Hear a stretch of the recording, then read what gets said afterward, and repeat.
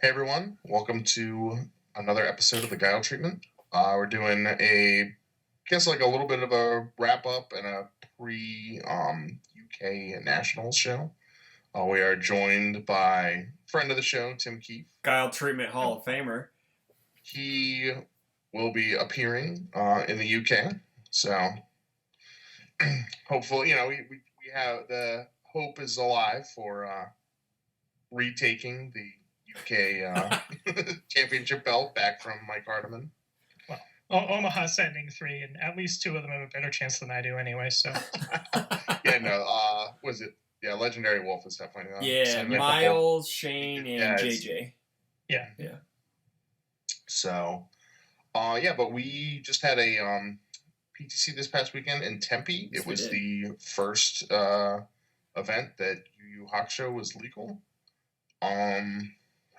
And yeah, I guess. Do you want to go over points first before we move in? Yeah, okay, real quick. So let's just say Rob is slowly digging his way out of the basement, everybody. Him and Barrett both got 2 points. Barrett got attendance at 18, and him and Rob tied with the diversity with 2. No, 1. It was 1. No, 1. Sorry, 1. Rob got the diversity. You both tied with 2 Yu Yu Hakusho characters making tops. Mm-hmm. And I got no points. So I am now Now I'm in 3rd place. Barrett is still in 1st with 14. Rob has jumped me into 2nd place at 13 points. Yeah. I have 11, and the guests only have 8. But I think Tim has a cool idea. He was going to ask me if he wanted to send in phone-in picks for the guests, and then maybe I can reach out. So the idea, I guess, I can get from different people for guest picks every week. So we have. Yeah, because after I listened to last week's show, and you talked about is this person playing this deck? Is this person playing that deck? And Jeremy Johnston did not get a mention. I was like, all right, I'm going to ask to submit guest picks. I'm going to ask Jeremy what he's playing. Then I realized I don't have him on Facebook, so I couldn't actually do it. So that can lead us right into Tempe. Everyone. To be fair, what? I never know what anyone's playing because I'm not plugged in like that. So that's mostly just Chris and Barrett. Just like, well, I know this person who's going, and they told me they're playing this, and this person's playing that, and this person's playing this because they don't want to have diversity. So I already know what half the field is, and I'm just over here like, I don't know. So that leads us into Tempe. They had 20 people, which was more than I thought because I picked the 1. I knew they were gonna have more than 1, obviously, but I picked the low, which is great because they haven't had a PTC in a couple years. I think they didn't have one last year. They did not have one last year, and I think they had one the year before, possibly. It's good to know that they still have a nice crew out there. I know that Josh Gardner and a few other people, they have a couple shops in that Mesa, Phoenix, Tempe area. I don't know how big that is of a zone-wise in Arizona. Look up your maps, kids. You could probably draw with the Sharpie or something. But anywho, we had a great showing of Yu Yu Hakusho characters. We had a couple top. There was the Kuwabara and the Yusuke topped. I don't remember if there was any other. Was there? Oh, there was a rando that showed up. I know I got a message from Josh Gardner saying that he got blown up by a rando. I could be wrong, or he saw someone get blown up by a rando. Yeah. But I don't think, was there a Hiei? I was surprised not to see a Hiei. No, I don't remember. I'm for sure there'd be one. I know the darling of the tournament was Alex Frederick playing Molina. I know everyone was like, well, what's he playing? How is he doing stuff? And Tim messaged me. He's like, he's probably just playing the same deck from Worlds with 4x Dragon Flare and just destroy people. When you make top 8 at Worlds with your pet deck, you keep working on your pet deck, right? Mm-hmm. We have some lists from Jesco, and it's not that unchanged. It is still Mushroom Dragon Flare City. It's at looking at the list, I am not surprised by the Togoro brothers being everywhere. That card is insane. I knew it was good. I never played with, what was it, Lost Memories or whatever. It's kind of sort of like or whatever. Is there a card back in the Legacy era? Yep. It is an action version of a card called Lost Memories. Okay. For those who don't know the Tagore Brothers, it's an action. You can play it. You can cancel and blow up a Foundation's effect. You can either... Is it just Foundation or is it Asset? No, too? it's just a Foundation, I think. Okay. I can grab one. I'm pretty sure it's just an asset. I mean, a Foundation. But you can also either remove it on resolution or draw a card. Wait, totally you know hits what? assets. No, it's definitely Asset. Oh, does it? Yeah, in draft, I remember playing against someone who had a Maze Castle out. Oh, okay, fine then, yeah. I was like debating whether I was going to like blow that up if they tried to use it. Okay, so that card's better. Very, very Tagore good. Brothers. Okay, so yeah, the Tagore Brothers may be one of the hot cards like Ice Dragon, Siryu, and Shotgun out of that set. So yeah, I mean, I think of it this way: people are pretty happy to play a 1/4 no block that costs them 3 vitality. Mm-hmm. That negates responsibilities, and it fairly often negates Foundation responses. Yeah. You know, sometimes it hits a reversal or revoke or something, but people are generally pretty happy to play that card. It's usually in the sideboard or whatever, and now we have a 1/4 that actually blocks, has the option to draw if you don't feel like removing it, and yeah, it's limited to Foundation abilities, but it's any Foundation or asset ability. It covers pretty much the same scope of things, maybe even more things usefully compared to Out of Your League. Okay. And it has a block.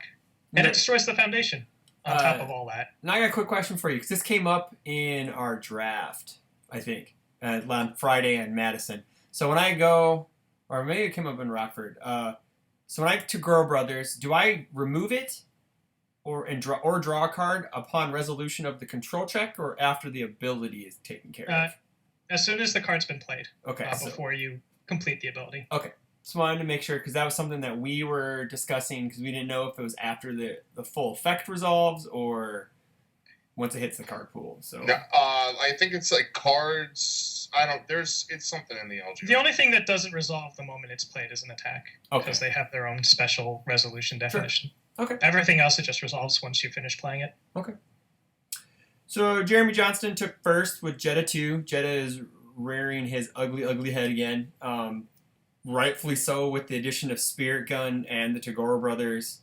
The D build is I was gonna say, ever more popular. This is on Death, though, right? Yes. Yep. Yeah. Whereas the previous builds, I think, were on Water, because they were like, I guess he basically traded in like Moonset for Spirit Gun. Yeah. So. Yep. Which that is pretty much an upgrade. Yeah, because you fully get rid of the Foundation, and it actually can hit on turn 2 if you debuild them enough. So he's also playing that sexy pit to stage kill combo, if just for that snap block if he needs it. He couldn't join us today. I did ask him. He's working a long day. He has contacted me. He may show up next week.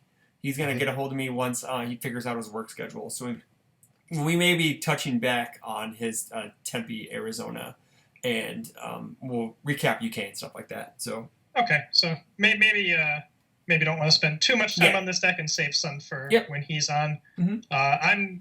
I'm interested in seeing how a Dod's Great Shears did for him.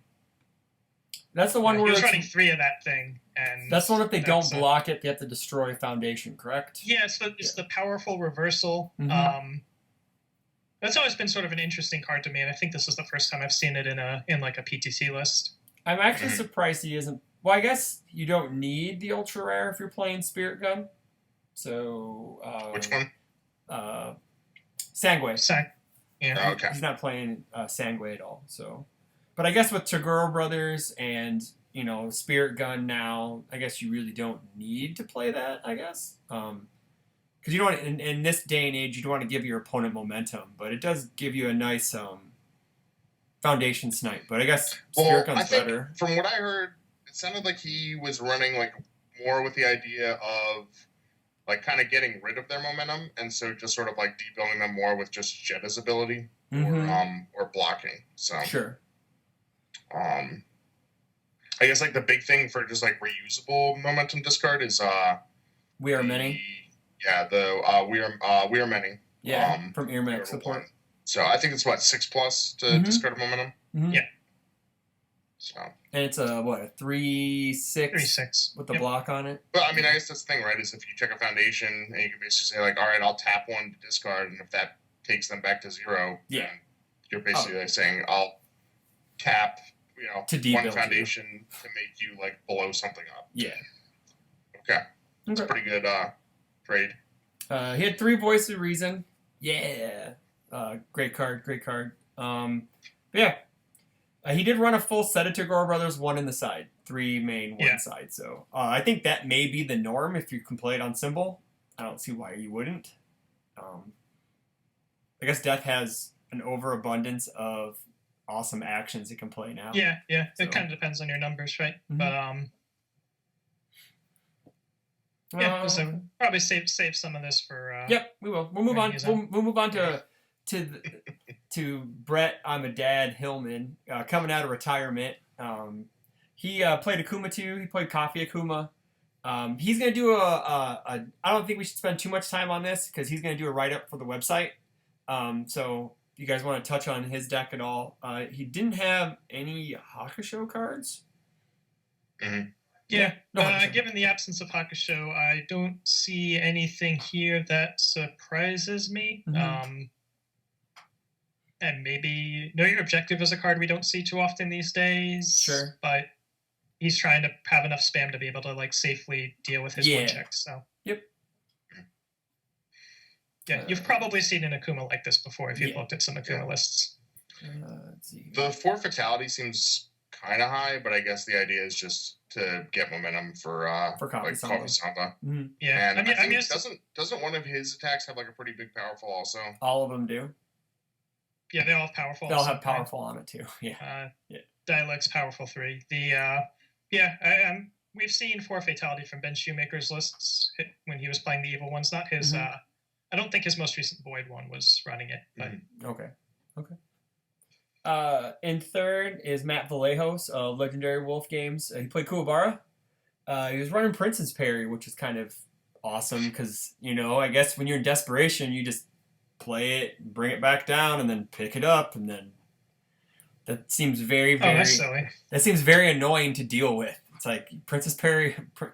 I guess he does get his ass beat a lot in the TV show, so it kind of fits, He's got a parry. Well, I mean, the thing is if you're in desperation, you're going to be able to discard like 2 attacks because you're going to build it the first time, then you'll pick it up on their second attack, which I guess preferably you block, and then if they try to play a third attack, you can play it again, and you won't get to build it, but maybe it'll get a momentum, or it's just your opponent's basically going to get like 2 attacks deleted, like on when they're trying to kill you. Yeah. So. Yep. I think Matt described this as something that was put together on sort of short notice. Mm-hmm. He didn't get to super iterate on this. He still took third because he's good and Kuwabara's good. Mm-hmm. But yeah, I have a feeling we'll probably mostly see Kuwabara off of other symbols. I know he had problems with Coffee Samba just sort of blowing out his staging area, and Water gives you access to Celestial Being for that sort of thing. Yeah. I mean, on good, you have Sense of Morals, Wandering Pirate. You mean overall cancellation of stuff? Formidable Task. Oh, yeah, you can seal it, yeah. Yep. That'll help with Coffee in particular. But there's some other big stuns now, right? The Seiryu, obviously. Yeah. I think somebody's going to bring Jet back soon, I think. And well, I don't know. Wasn't Matt the one that basically was like still holding on to Jet? Yeah, you're right. Finally was like, I'll play something else. Except Maze Castle now, Rapid Speed Slash has Breaker. There's some stuff for Jet in this set. Mm-hmm. Let me get around. Since the list isn't in order, I'm bouncing around here for... Darren Fitzpatrick came in 4th with Grow. It is an order Grow. Moonset Guild Seeker. He's running Bloody Eye Rushdown, which is that the one where you draw a card? I can't remember. I mean, that is the one where I go to UFS Ultra and start looking cards up. Okay, there you go. That is... okay. It's commit a foundation, draw a card, and grow. Okay. So 4/4. Sure. Gives your next punch +3 damage. I don't know if he has other punches. No, he does not. He's running 3 Mop Strike, though. That card's awesome. Yes. He wants to find more cards to pay for Grow more. That makes a lot of sense. I kind of like this iteration on the build over... at first blush, it seems very similar to the one that won the PTC, but he's got some nice iterations to find some extra cards with Mop Strike and whatnot now. Yeah, I know. Mop Strike is definitely a pretty good sort of just value card. Lets you cycle some stuff, draw some extra cards. So he is running, I guess disrupt your opponent's hand. If he's on his last attack, or if he needs an extra card, he is running Passing the Torch, which is kind of nice and Grow. Gets you 1x card or 2 if you have no cards in hand. Yeah, I didn't quite think about how much some of these cards helped Order Grow out. He's still good. Free stats is good, and then basically a free multiple is pretty good too. So, I mean, the big Grow with Guiltseeker is just kind of nuts. He's the best character at playing Guiltseeker, which is one of the best attacks in the format. So that's a good combo. Moving on to a Worlds rival of mine. He's beaten me twice in 2 separate Worlds. Anthony Dupe. It's always been 3 games though. It's been really close. He played Remolis, which was Prism Storm of Torment Remolis, and that gets me so hyped to play that, dude. I want to play. I'm gonna build this and play this. That was in there. It was still, he's still running the Ace Maneuvers. Whatever the spike one is. Yeah, he's still running Ace Maneuvers in it still. Yeah. But it's even hyper with Prism Storm of Torment because you're gonna get 7 so fast in her if you have character cards. It's so awesome. Yeah, I'm hyped. I'm gonna build this and play this because this deck looks fun. It looks like a blast to play. He is running. I think I would rather run more Storm of Torments than maybe Lightning Tortures. Or is that Lightning Tortures? Lightning Tortures the throw. The throw gauge. Just the throw gauge? Okay, so... Because, if you get the second character... Well, it's more just if you have, a character. Yeah. You can put, 2 damage on that. That's then the it gives itself, 3 or 4 damage. But could you have cut, an Iron Knuckle or something for another Storm of Torment, in my opinion? Obviously... I'm just going to say run more attacks. Just add more attacks. Yeah, just add. Yeah, that's true. Just add more. Just add 2 more and play 20. There you go, right there.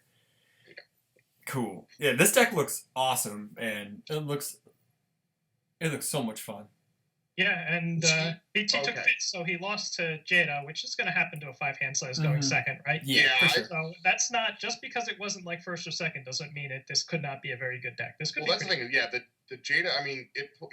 He had a pretty favorable run out. He got to play Remolis in the first round, and then I think he was the one that beat Kuwabara, wasn't he? Yeah.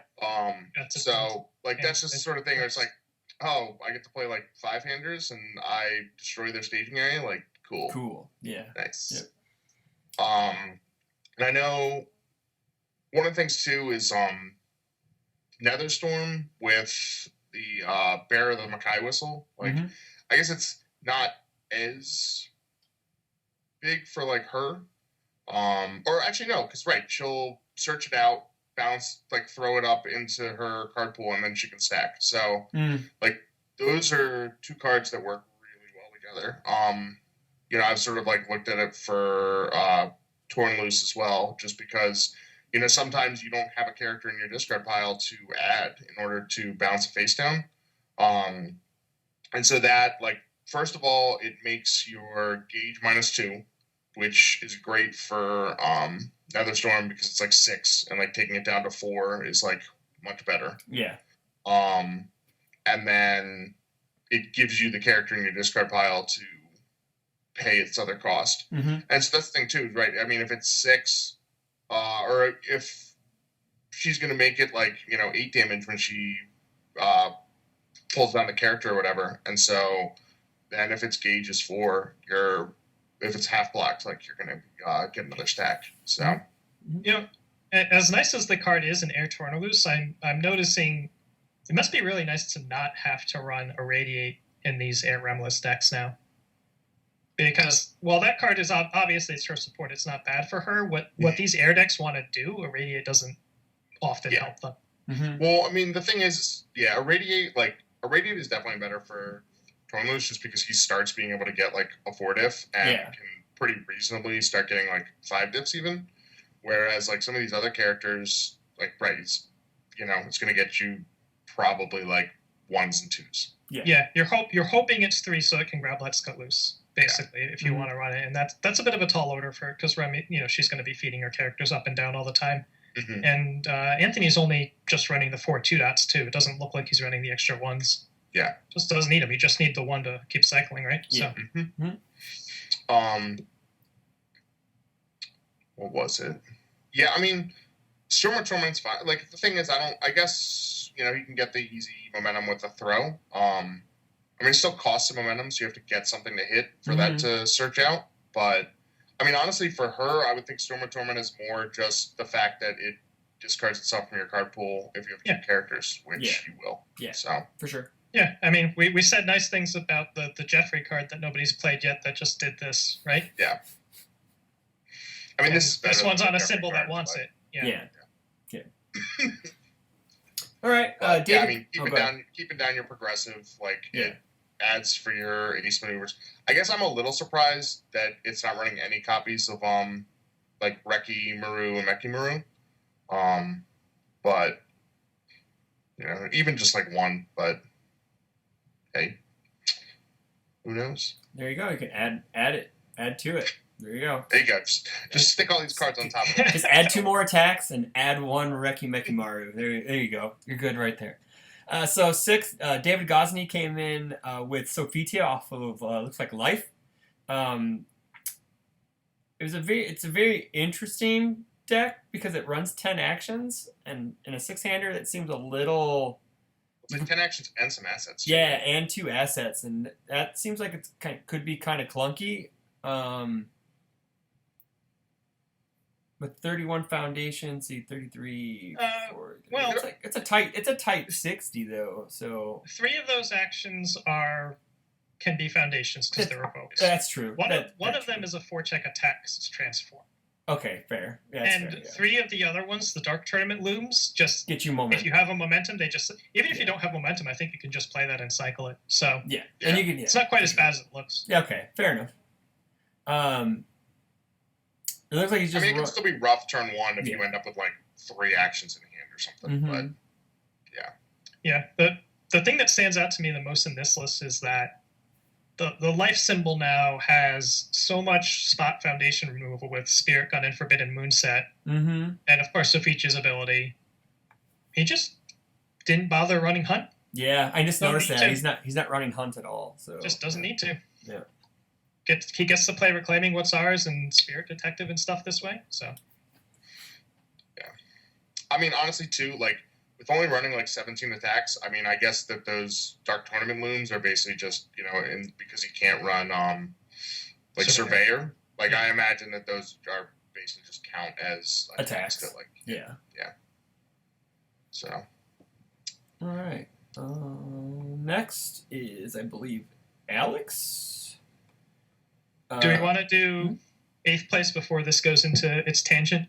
Yeah, we should. Yeah, we'll do that. So 8th place, Chad Phillips from California played our hero Yusuke. It's off of Life, which is kind of, well, I guess not surprising, but I think off of Death you get more access to more spirit cards. You get, Guardian of Spirit Sword, I guess, is the only other one. Yeah, you get one more spirit card. You get one more spirit bullet, so yeah.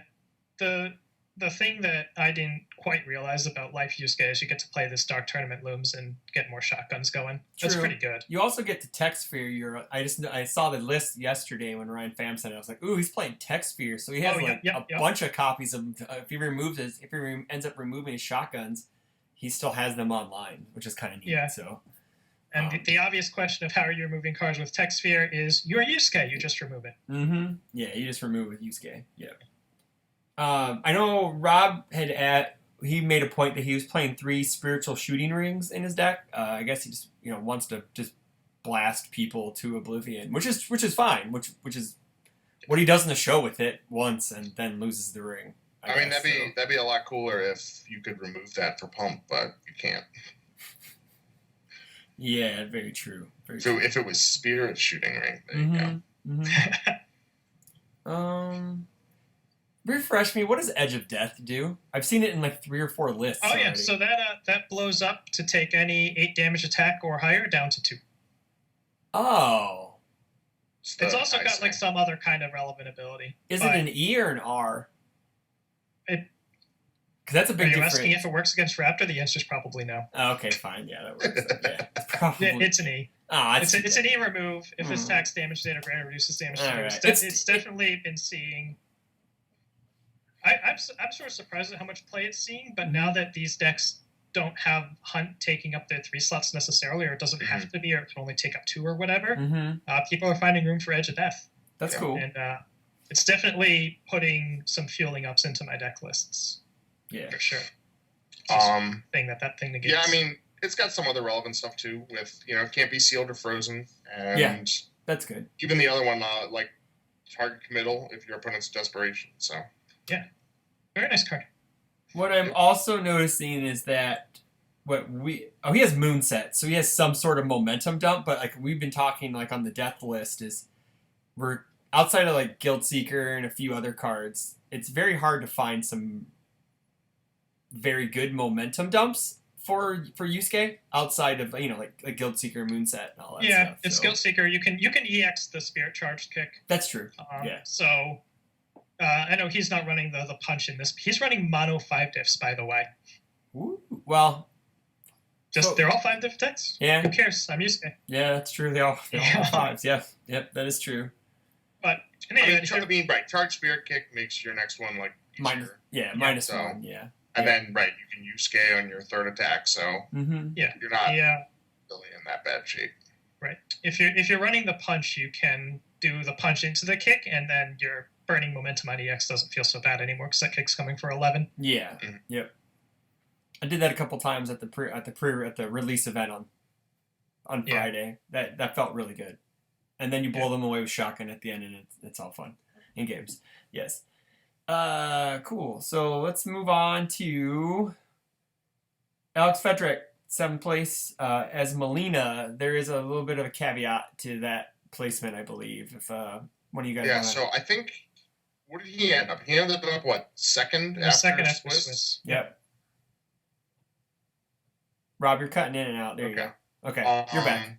And he got some judge damage for running the MK Premier Store promo, round 1 fight, which, triple infinity, some whatever effect, and then it's like E or R remove after your opponent plays like an attack that they've already played this turn. So basically, if they play like 2 copies of something, you just remove it and erase the attack. Yeah.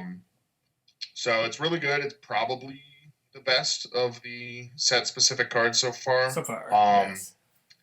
And yeah, I know that I saw right after he had a post on one of the Facebook groups where he was asking if anyone had knew where they could find a link regarding its legality. And a couple people I guess dug it up on the Premier Store page. Yeah. But this has sort of, I think, been a bit of an ongoing issue with some of these promos. Is people just not only are some people unsure of when they become legal, but other people sort of speak rather authoritatively of, oh yeah, I think there was an issue at Worlds with police connections where somebody almost got in trouble with that, and it either was or wasn't. Police lineup. Yeah, police lineup. Yeah, police lineup.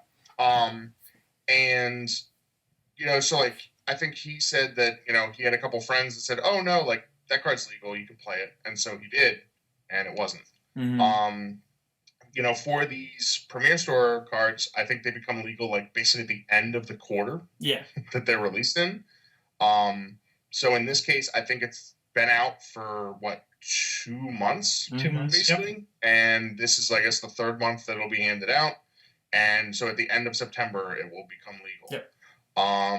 I'm very disappointed because I can't run it in Omaha. It makes me sad. So yeah, it's honestly, to me, it's a little bit confusing. And I mean, we sort of talked about this also because you have these Premier Store promos that if you have a Premier Store, everybody's going to have them. Everyone's going to have extras of them. They're going to just be everywhere. Yeah. And so it's sort of like, oh, well, we all have this card. Like, can we play it? Like, and the thing is too is I know people are like playing it in locals, and the thing is nobody cares. And like those aren't like, I mean, maybe they're sanctioned in some regard, but like those are pretty fast and loose. It's kind of a whatever. If everyone agrees that this is okay, like it's okay. Yeah. Like I remember for one of the sets, what was it? I think it was like Soul Calibur. Like there was a local where they're like, oh yeah, so and so won with the Soul Calibur character, and it's like, oh yeah, guys, that set doesn't even come out for like 2 weeks. Like, but the spoiler was up. And so you have these that are basically like legal at the end of a quarter. Then you have like the PTC promos that are legal the week after the last PTC in the month that they're released, which, unless it's Skull Barrier, in which case they hand wave it for the event that it's like, that cycles the old one, that, whatever. Yeah. Then you have like the My Hero Academia demo decks, literally like, came out of Gen Con and they were legal like immediately. Yeah. So, you sort of have these different cards that when it becomes legal there's not really a standard, like it's sort of, well, when did it come out? Like, in what regard? And I guess on top of that, there's not a super obvious like central location to answer all these. Like I think the PTC legality is probably somewhere on like PTC prize. I think that is for sure. Yeah, that is.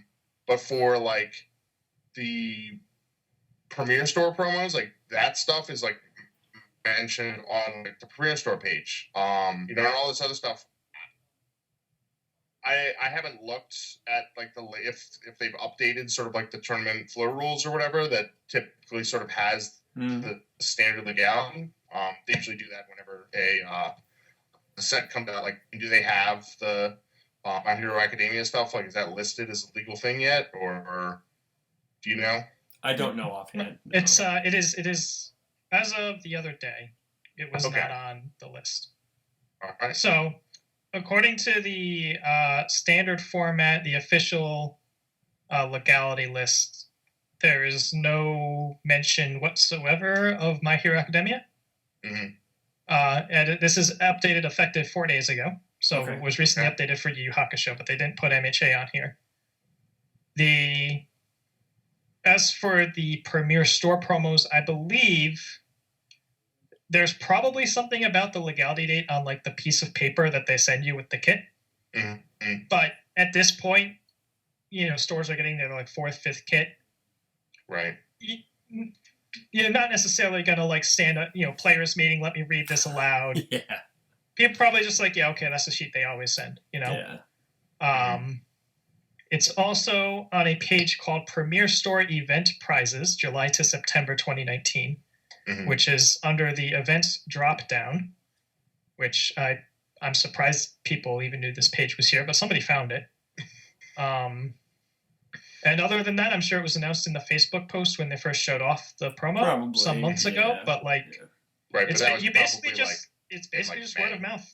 Yeah. You just kind of have to know, which is not a good way to handle your card legality. Yeah, I had a local player ask me about it. Ahead. He's like, well, why can't I play it? I was like, well, it's not legal till October 1st, so there's really no point to play it because it's not legal. So if since we're all kind of like in Omaha PTC testing mode, we're not going to see that card and we're not going to get accurate testing, whatever.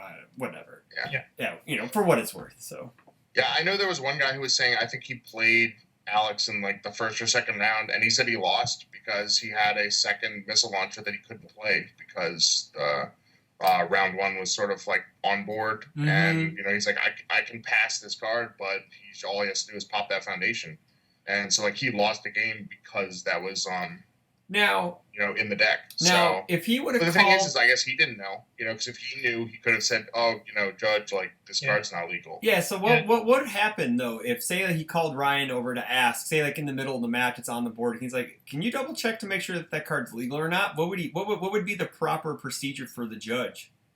I mean, you probably lose the first round, and then I think fix your deck.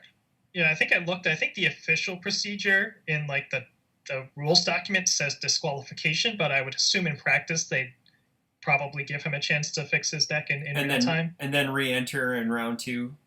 Yeah, I think that's the thing. Round one, if it's round 1, you're probably okay. But if it's like in the middle of the tournament, then it gets pretty. Yeah, then it gets dicey. Yeah. Okay.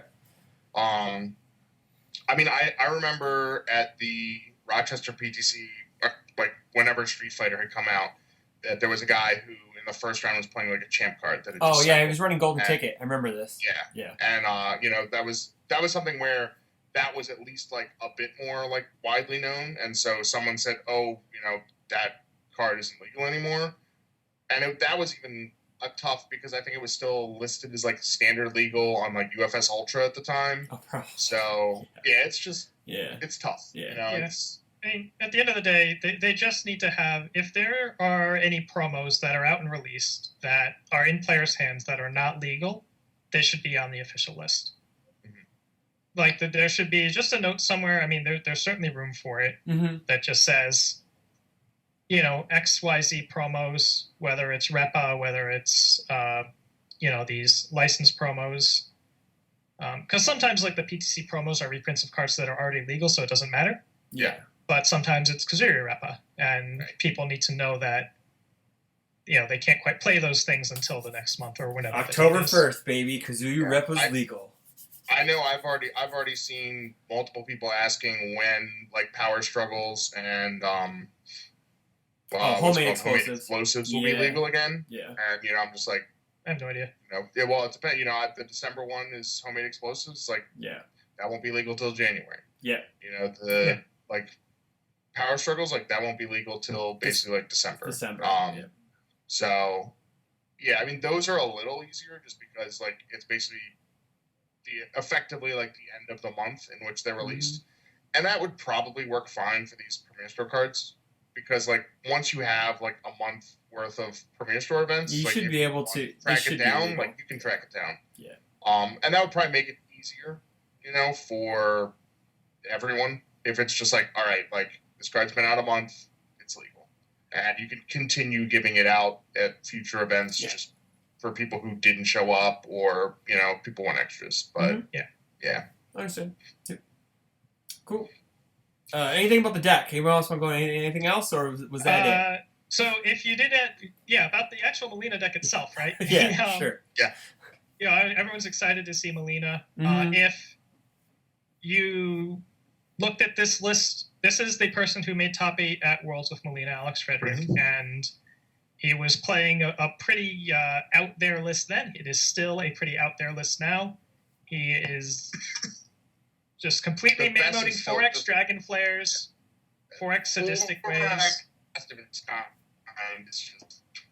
Wow! Yeah. Whoa, boy. He's got 4X Last of His Kind, because he wants to play 4X Mushroom to copy Last of His Kind. And if he can't copy that, he's going to copy Last of the Shirai Ryu. So that's how he's getting all his damage. He's going to have, get into Desperation, have Last of Its Kind, a Mushroom Last of His Kind, a Shirai Ryu, probably a Mushroom Shirai Ryu, and Sadistic Ways you for a bazillion after you dealt with Dragon Flare somehow.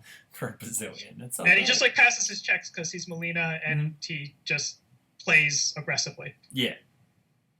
And if what is the Makai whistle for this? Is it just that it's a 0 diff that can stack a bad check? It's there to be a 6 check. Yeah, it's there. This is a very count the 6 checks in this deck. Yeah. There's quite a few of them. 4, 7, 10.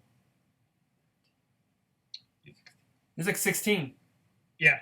That's nice. He's trying to play Dragon Flare. Yeah, might as well, right? Yeah. He's playing 3 Showdown, which you don't see too much anymore, but Melina can definitely pass that block. Mm-hmm. That's a big part for him, too. He's got a couple Tagora brothers because, of course. Yeah. Tagora brothers and Teddy Bomber. Ooh. Yeah. Yeah. Awesome. Cool. Yeah, really cool deck. Yeah, congrats. I seeing Melina is hype because I think everyone has like Melina hype when they see her. It's like cool. She was one of those characters from Mortal Kombat that it was like, why is she once per turn? But then you realize like her abilities are really, really freaking good, and she's really fun. Yeah. She looks like she's a blast. I have not played her yet. She's one character I have not built yet. So, PTC. So that's this is right. This is what the evil build. I mean, yeah. I'm sure you can mess with like a sort of a void build that or chaos. The photon stuff. She has chaos now, right? She has chaos, right? Yes. Yeah, chaos, evil, and void. Okay, so you get chaos got a huge bump, so you could play her off of chaos too. I don't know, Yeah, I don't know what you do, but you could do it. Mm-hmm. Yeah, you could, but you have no idea what you do. Yeah. So I guess want to move into like the LGR updates and the Mulligan thing, and then we'll do UK Nats last. That was something that I was sort of like meant to do last week and just kind of forgot. I guess the biggest change, which has now been instituted, is the update to the Mulligan rule. I remember hearing at Gen Con that they were sort of doing more like turbo Mulligan rules in the demos. So this is sort of a step towards that, in that you're just putting your hand on the bottom of your deck before you like draw up and then shuffling. Mm-hmm. So you aren't removing your hand anymore, which I think that's fine. There's sometimes where you have an opening hand, and when you remove it, like you're just posed. I think the only fact that you remove like 4 or 5 attacks out of your deck, and like you're just gonna be in bad shape. Whereas you have other characters that are just like, oh man, that are running like technical sphere or something, and they're like, oh man, I just moved this. Like, Ken's the same. Like I was gonna drop Miles Tyler a message and ask him, so what do you think about the new Mulligan rule? Because it kind of is like, it's not like a nerf, but it's a normalization to Ken in a way, because he doesn't start off with, as Tim liked to coin a Tim phrase, bullets in the gun already. Iori didn't mind like mulliganing stuff because of his one throw that wanted like removed desperation stuff. Yeah. And what's her name was like that? Ava, when like you could still infinite tech sphere off of itself. Yeah. And so if you had the cards that you needed to remove in your opening hand, you just mulligan no matter what was in it. Yeah. And then all you had to do was draw a single technical sphere, and you were like good to go. Yeah. So it sort of hurts decks like that, and kind of a quality life for everybody else who doesn't want to like remove all their third of their attack lineup or whatever. No, that's true. I'm still hoping that we can get a little bit of a buff for 2-player eventually. Be it that was another sort of or something. Yeah. So, another takeaway from this event was the extent to which Jada gets to dunk non-7 hand size when he goes first. Yeah. And there's always sort of been decks like that, but the more they print cards like Spirit Gun and Tugger are the sort of more extreme that's going to get. Mm-hmm. Yeah. It's true. Yeah, they're definitely going to have to watch their. You just don't attack them on turn 2, everybody. Well, you have to think they actually now, if this runs rampant, which I'm pretty sure it will, they'll have to watch their debuild cards when they're designing cards, because if they give Jetta more of that stuff, but man, that's. People are already talking about like CRU as well. Like, well, if I go first and then I freeze my opponent's entire staging area, and then I do whatever, and then I get to do it again the next turn, and so on. Yeah. So if you're Hiei, yeah, for sure. Yeah, can confirm have done this. Can confirm have had it done too. Yes. They can watch their debuild. Obviously, you should always watch, whatever you have going for any sort of critical mass threat. But they could also do something about the scale of the advantage in the first place, right? Yeah. I know the most commonly floated ideas are, to give the second player a partial mulligan so that they can sort of mulligan away their attacks and hunt for that 4 build, or hunt for better blocks so that they're better prepared to defend themselves or whatever. Because a lot of decks, there's a pretty wide breadth of decks that can acquit themselves pretty well on a good hand going second, that if they get sort of a mediocre to poor hand are sort of in some trouble if the going first player draws what they need. So I mean, the thing too is like it's always terrible when you're like you have like a 3 foundation hand or something, and you're like, oh, like these aren't that good. I can probably do better, and you mulligan, and then you have like 2 foundations, and you're like, well, I'm just gonna lose. Yeah. Two foundations going first, you can maybe do something. You can feasibly pull it out. 2 foundations going second. Yeah. Unless your opponent's just playing a slow roll deck, you're pretty much just gonna lose. So that's one big idea. The more aggressive idea is to, in some way, let the player going second drop a foundation for their first turn. Yeah. And obviously that's more controversial because now you have people attacking more often on their first turn, which is, sounds degenerate just on its face. Yeah. In practice, it's not really any different than the first player attacking on their second turn because the player getting attacked has 1 turn of build, but it just the clock is just sort of it changes a bit, but it's like it. But I mean, whatever. Like they're at least like making some changes. I think this is on the whole an improvement. I know we used it for I guess we were probably going to do it anyway for the pre-release, but they were sort of talking about it like, oh, well, we get to do this, and it's like, well, it's limited, so you always kind of did this, but back in the deck is definitely an improvement. I feel like especially after this event, anytime there's an event or a tournament win or a top cut round or whatever that's perceived as this person had going first advantage and had this big disparity. Yeah. Like after this event, now that that's sort of in the pool of quote unquote toxic conversation, it's probably just gonna keep bubbling up every time it's spotted, right? Yeah.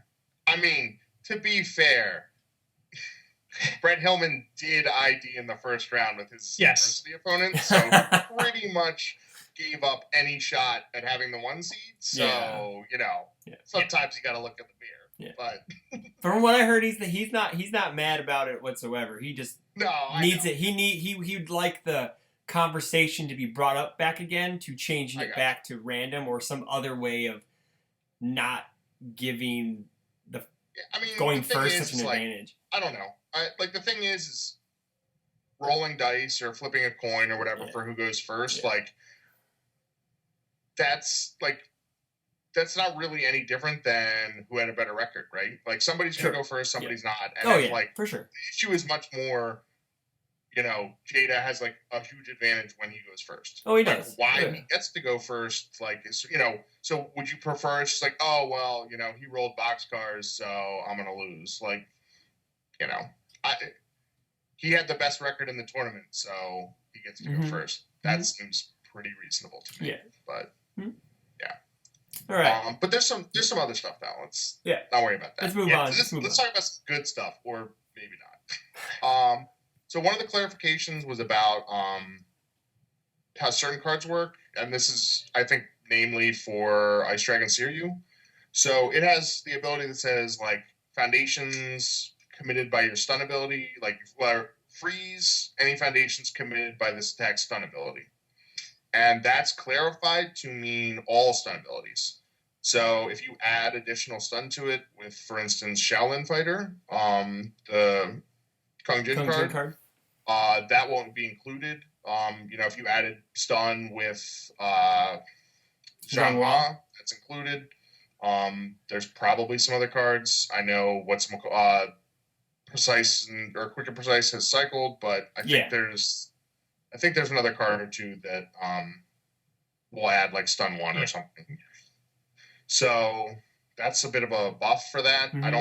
I can't think of any cards off the top of my head that also work in that regard, that have a similar thing. Yeah, there's always been cards like Hyper Bomb that have said pick a foundation committed to this text stun ability, and maybe stuff that's the highest difficulty foundation committed to this text stun ability, stuff like that. And there's never really been an actual, the LGR tries to be a technical document, and there's never been an actual definition of what do you mean committed by this attack stun ability. It doesn't strictly translate to anything clear. So I think it's a little easier when it's a singleton, right? Because it's just if it's just one card, it's okay, well, it's anything.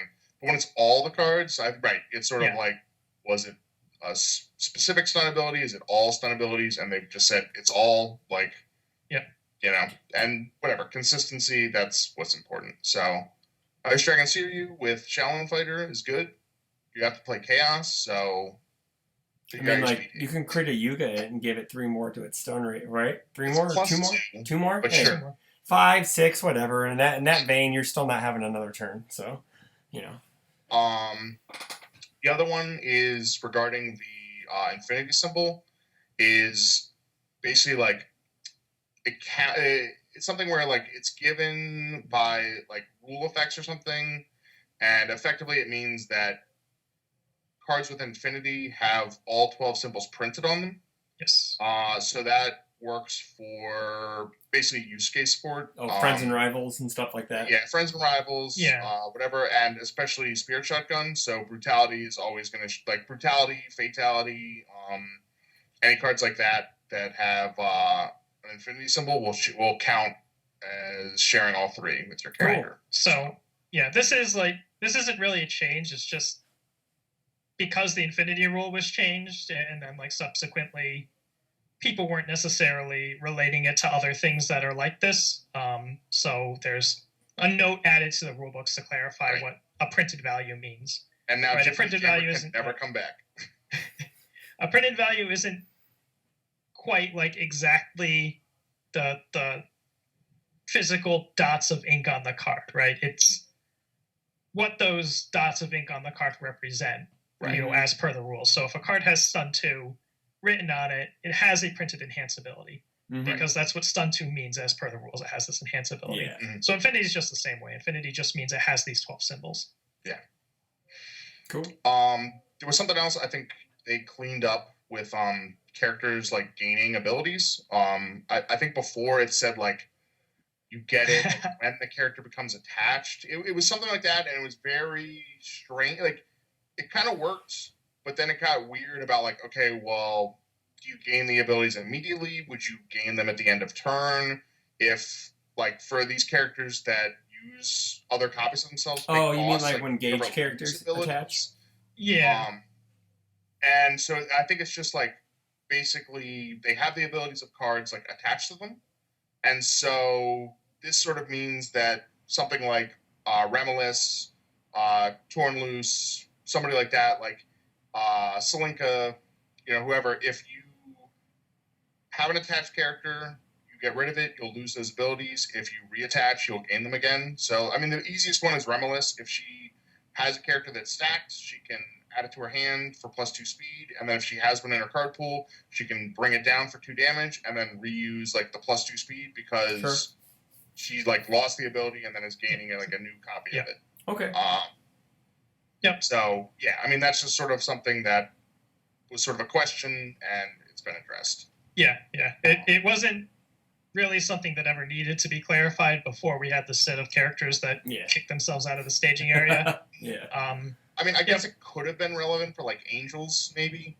Yeah. But I think the idea of using characters as, like, a cost, and especially characters that aren't, like, copies of each other. So you had, like, Super Skullman, you had, like, Ed 9 and stuff, but they were basically just the same character. And so the idea that you could be, like, gaining and losing other effects, like, multiple times in a turn, like, that's pretty new in terms of just, like, the history of the game.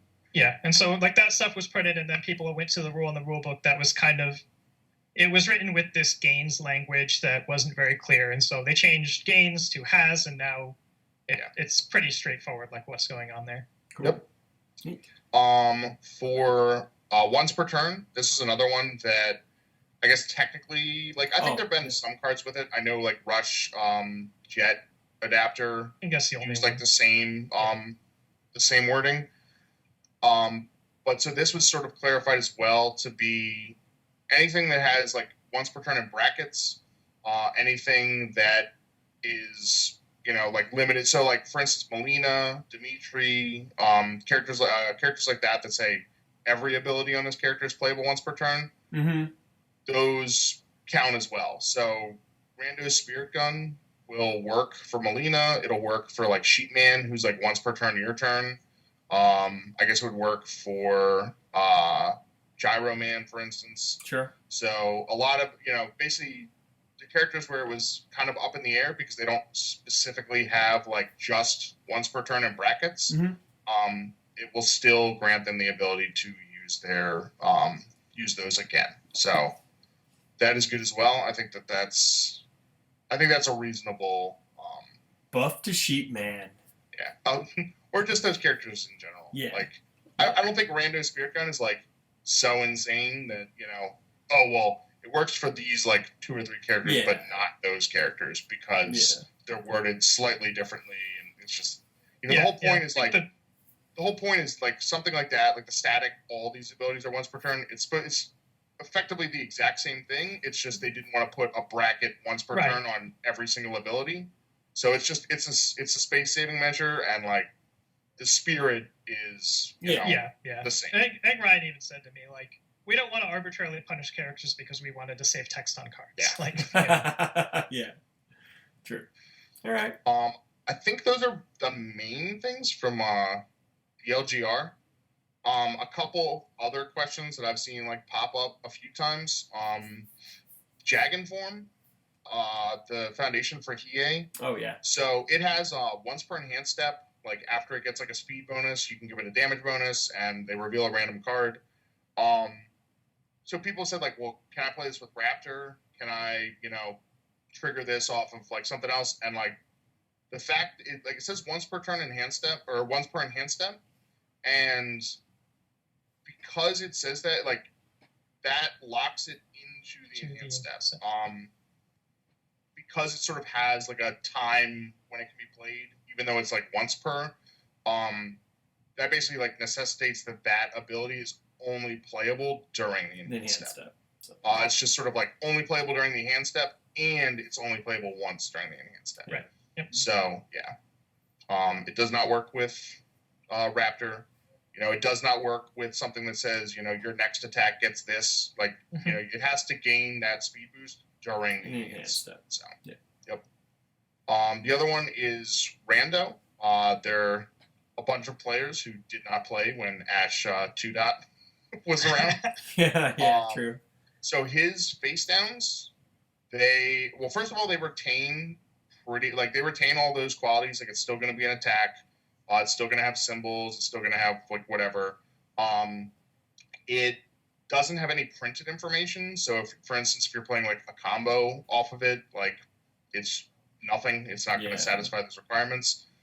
It will go to momentum if it deals damage, or it can go to momentum if it deals damage.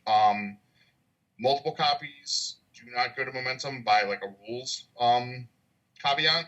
So even though they're both face down, like this isn't a multiple copy, so like it's still also, an attack to deal damage. It'll don't forget momentum.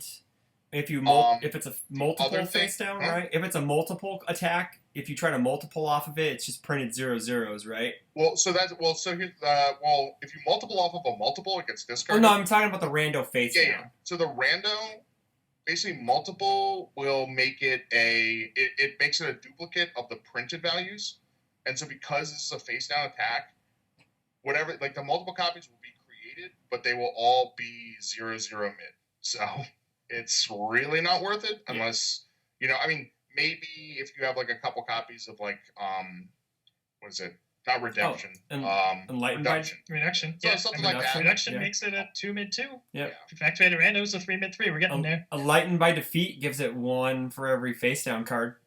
So gives it 1/1. So I know it's a stretch. When I was new, I had one time where I was like, I was playing Vice with Crescent Moonhook, and I copied a what is it called? The Rain Flush. And I played it as though it still had the stats. And then I was talking to somebody, and they're like, that's a 0/0, right? And I was like, why? He was like, because you made a multiple copy of a face down card. And I was like, yeah, you're right. You're right. No, I definitely cheat. So, but yeah, I mean, I guess like for anything that references printed, like you can think of it as if it's a multiple copy where it's just like going to return zeros, it's going to return nulls. But in other regards, like, it's different. Yeah, it's non-printed values, or it's an attack card with a bunch of symbols. I guess 4 symbols, because it has whatever it's copying plus whatever you gave it with rando. Yeah. Very true. Which you may want to, depending on the situation, you may want to actually make sure you announce that. Yeah. Because I mean, for matter. instance, like if it's something that shares with you, like maybe you give it like something else, you know, maybe it having like a different symbol is beneficial. Like who knows? Yeah. I think the other one, and I know this came up in our pre-release. I think it came up in yours, Chris. Is precise blow versus certain attacks, namely those with throw. Mm-hmm. I don't think that it. I think that it will seal it, but I think. I mean, you can correct me if I'm wrong, Tim. I think throw triggers on block. Yes. And so basically, you'll block with it. It'll become block. Throw will trigger, and then the R window will open. Your opponent can play the R's for their attack on block. Then you get to play your responses, which is sealing it and adding a card to their pool. But it's too late. Like, it will have already triggered the idea that on damage, this will do half. Yep. So, I mean, like, it'll work for something like safe, but it is not going to prevent you from taking half damage on throws. So, correct. Okay. That is something new. Unfortunate, but that I did not know. Yeah. Learn something new every day. Precise blow does not help you against Life Force Thread. You know, maybe we've had enough of these like weird throw interactions that maybe at some point they rework the details of how throw works, but for the foreseeable future, it is a triggered thing that I thought it triggered. I thought it triggered in the damage step, not the block step. So it says when it's blocked. When it's blocked. Yeah. Okay. Cool. Yeah, that would be the fix. The fix would be that it's some sort of static that basically says like, you know, this attack. Like it would just see something where it's like, this still does half damage even if. It's Yeah, it'd be like a silly grammar change that would look like nothing on its face that would just sort of technically change the nature of the effect. Which doesn't make you feel great about the way the rules in this game work, but, you know, there's a lot of history that needs to be covered, right? So yeah. Okay.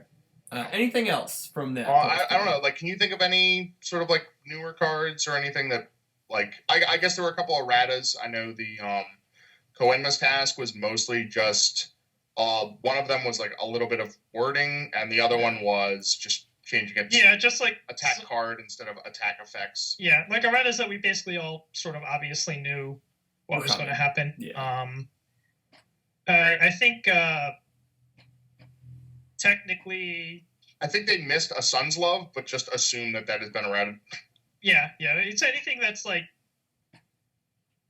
Sometimes they're a little slow in like coming up with exact errata for things, so... If something looks funky, but you know how it's supposed to work, just understand that if they're not going to let you get away with lawyering that in event if everybody knows how a card's supposed to work. What's up with Sun's Love? It just says it loses save. It doesn't save for the turn. Oh.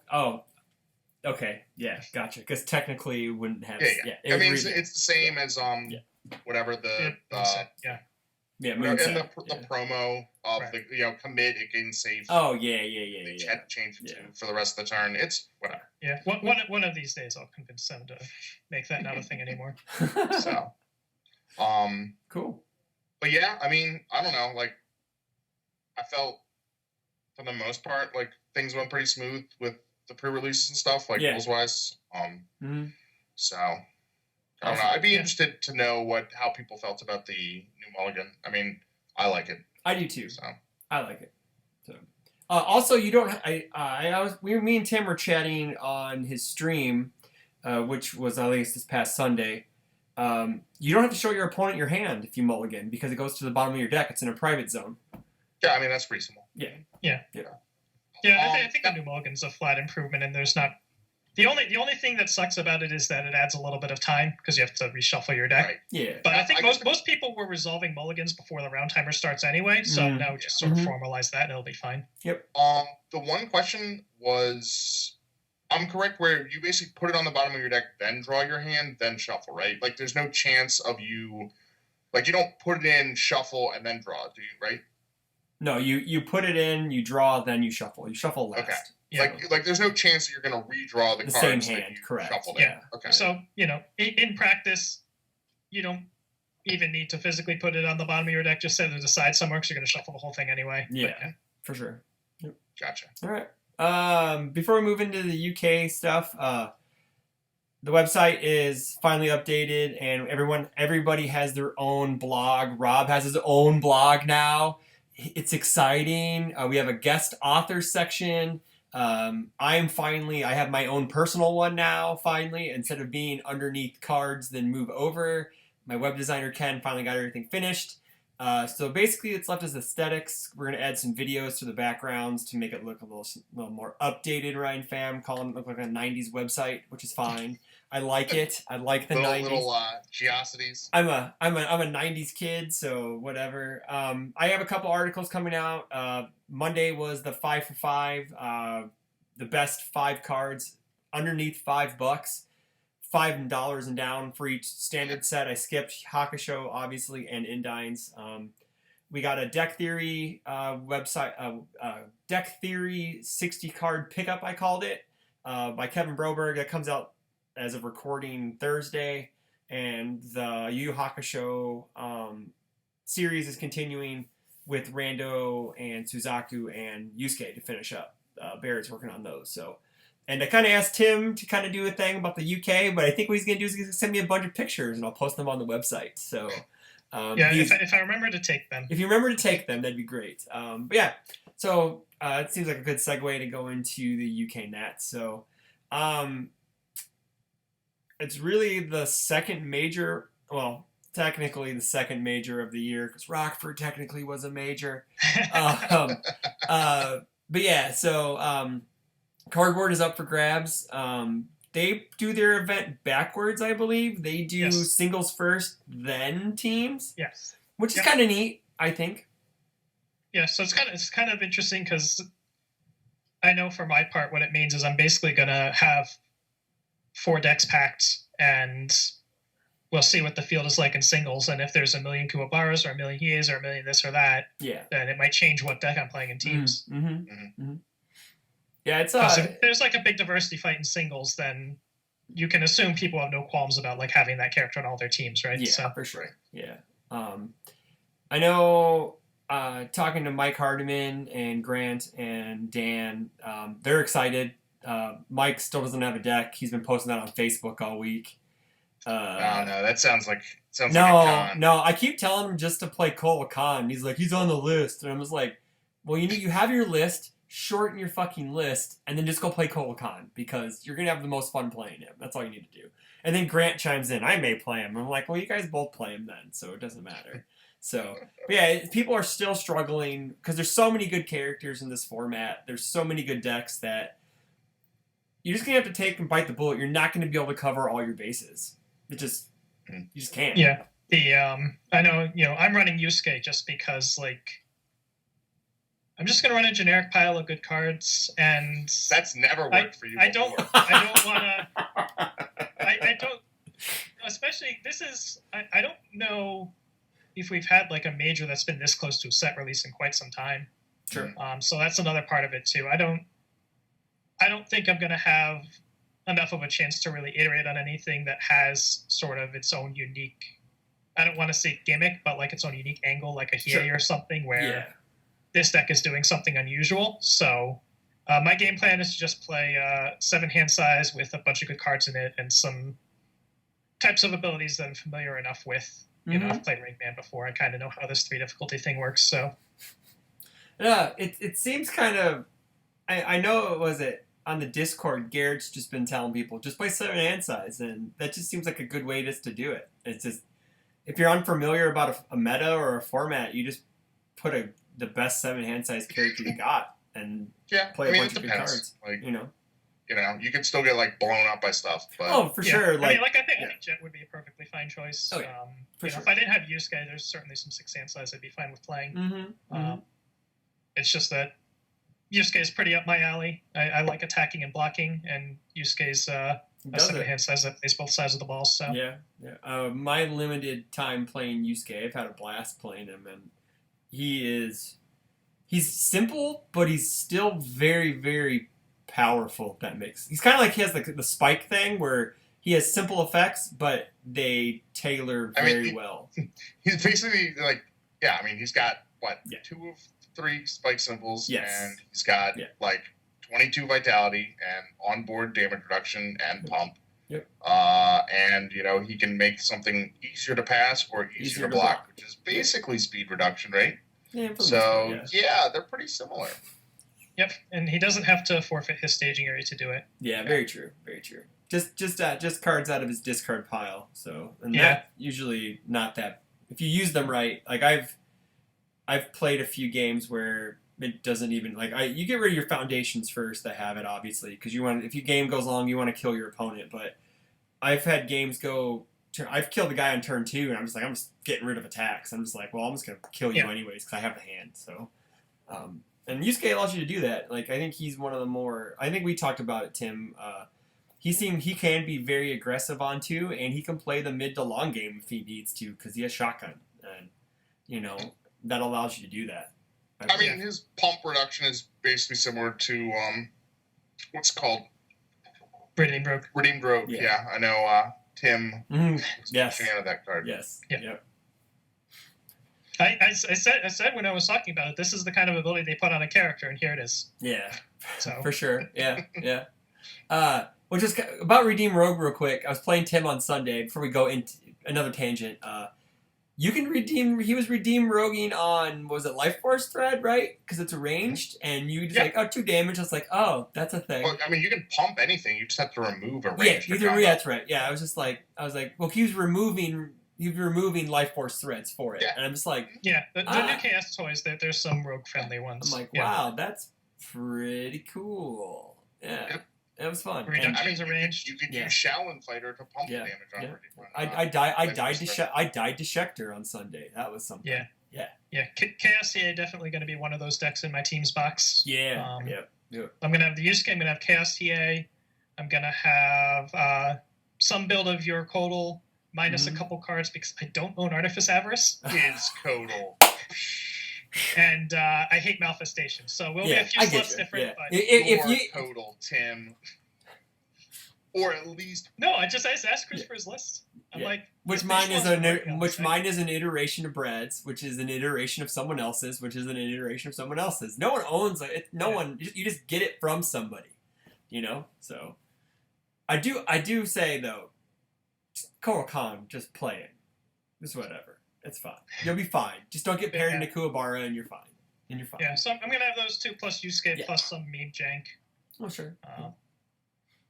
For the 4th deck. I know that so it's just you and the 3 Legendary Wolf teammates are going. Who are you teaming with, if you don't mind us asking? I'm teaming with Ricky Gopal and one of his local guys, Lee. Okay. I forget who. I think Dan's probably teaming with Mike and Grant. They are. So those 3 are from the same area. Yeah. So Dan's going to go with Mike and Grant, and I'm going to team with the other 2 from that group. Okay, cool. Well, you got to play a 5-hand size, right?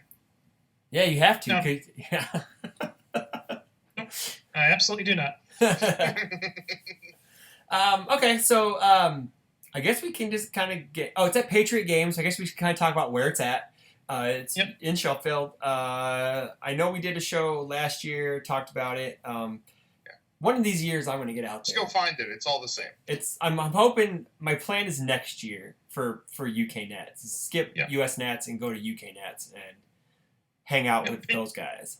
So having gone there last year, Patriots in a nice little walkable area of Sheffield. We stay at a nearby inn called Jury's Inn. It's a 2-minute walk from Patriot. A bunch of people stay there, so you have UFSers hanging out there at night. Oh, that's cool. I know the Bassendales, Rachel, I believe, is having like a birthday party Friday night, so everyone's going to go hang out at that. It's going to be really fun, and it's a very nice place to have an event. And I know last year we got a little bit crowded and toasty upstairs, so obviously you want to have more people, but I would not mind if we're in like the high 30s instead of that. Sure. But I mean, you don't want to have like a 70-man tournament in a small store. I don't know if you can fit 70 in that room. It was kind of close last year. Sure. It'll be interesting to see how much Yu Yu Hakusho they even have over there. I don't know if they have their product yet or not. They do. They do. Okay. They had it on release day. They did. Oh. Yeah. I think part of the long lead up between announcing release dates and actually getting them out now is making sure that the UK gets theirs. Mm-hmm. Gotcha. Sure. Yep. Cool. All right. So now on to the nitty gritty picks. So I always forget how we do this every week because I'm bad and I'm a horrible host. So I guess the guests are last. So Tim gets to pick first and everything. Correct? Well, for attendance, I feel like you want to go last. Yeah. So Barrett picks first. Yeah. So he takes 100 people. I think Barrett takes infinity. It's just gonna keep going. So Rob, Mr. Second Place. Mm-hmm. Attendance. What we got? What did we say? We said it was like 30 or what? It was 47 last year. 47 last year. Only one fewer American. That's true. Unless I mean Nick Reagan could just be there again. That's true. He was going last year. He was just there. Sure. So. I don't know. I think it's gonna be a bit smaller. I'll go with like 44. 44. That was gonna be my pick, but. So me, I actually think it's gonna get bigger. I'm gonna go with 55. What was 55? Was it 49 last year? You said it's 47. 47. I'm gonna go 53 people. It's gonna grow by 6. Okay. Well, I know how this works, so I'm gonna pick 45. Okay. So Barrett will take 1, I assume. No, Barrett's gonna take 47 or whatever. Yeah. Okay. So Tim, character-wise, we pick 2. You know how it goes. Your first character pick. Ken. Easy pick. Ken 2. I take it right. Yeah. Okay. Miles Ken's probably going to be one of the only decks there that somebody's on like their version 8 of. Yeah. Because the meta's been moving so fast, and he's just been working on that deck, and that's always a very powerful thing when you have somebody that's been working on a deck for this long. So I have to pick him as my favorite right now. Okay.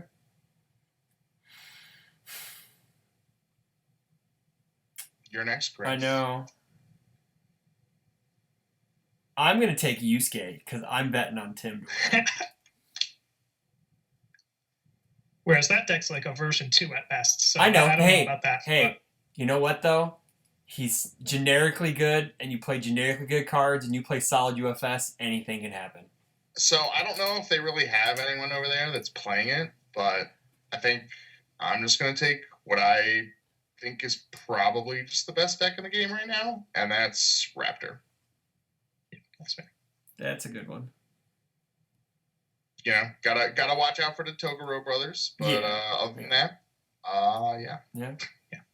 I was thinking about it after Ash's win. I was just like, what's a bad matchup for this? And I was like, it came up completely empty.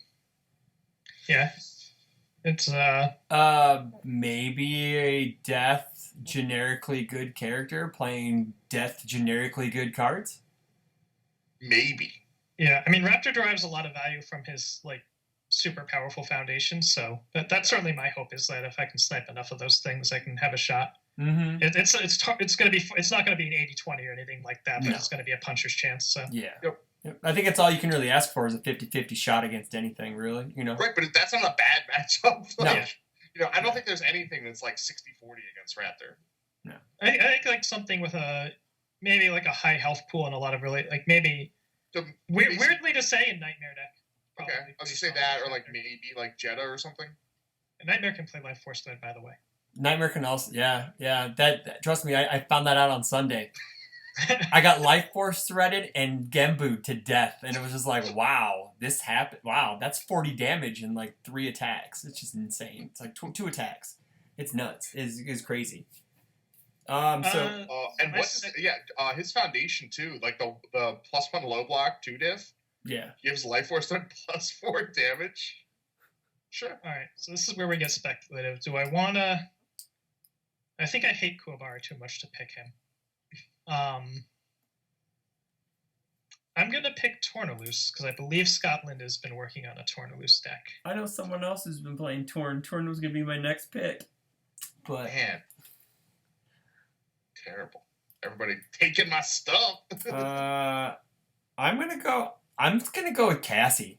Someone's got to win something with her other than Barrett. You know. Not over yet, Gone? That's true. But she has shotgun now, so she's on a completely different symbol. But Good's foundation hate kind of sucks outside of Spirit Gun, and she's not probably playing that. Speed hate also kind of sucks. Yeah, so I'm going to change. I'm going to go with Lilith 2. I'm going with Lilith 2. Dude, no one's taking DJ? That's weird. Like, no one's taking can Deej win a major? My Cardinal player, sure she can. Yeah, maybe. I'm gonna text Mike now and say you said that, and he'll be like, "Finally, I have a deck now." I'll take Zhonghua again. X, okay. I think I've taken her before. But... Yep, she'll come in second. Sounds good. All right, diversities. Tim, diversity fights. What we got? Oh crap! I should have messaged JJ and asked him what he was playing. I'm presently something on all that draws much. I'm presently assuming he's on Kua. Yeah, probably. But I would assume so. Yeah, I was messaging him about it. We were talking about how nuts that character is. So. Yeah. I'm also assuming Shane's going to pick his deck the day before, so I'm not even going to try to. Oh, for sure. For whatever he's doing. Diversities. It's probably going to be a top 8. Yeah, it's probably going to be a top 8. So. Yeah. I'll go with 1. Okay. Ra, I'm next. I'm going to go with 2. I think go 0. Go 0? Yeah. Oh, nice one. Now for the bonus. I think the over-under is 0.5, so. Yeah. I'm torn between like There's 1 and 0, but right I'll now. go 0. Yeah. So for our bonus question, because I love throwing bonus questions, does an American win?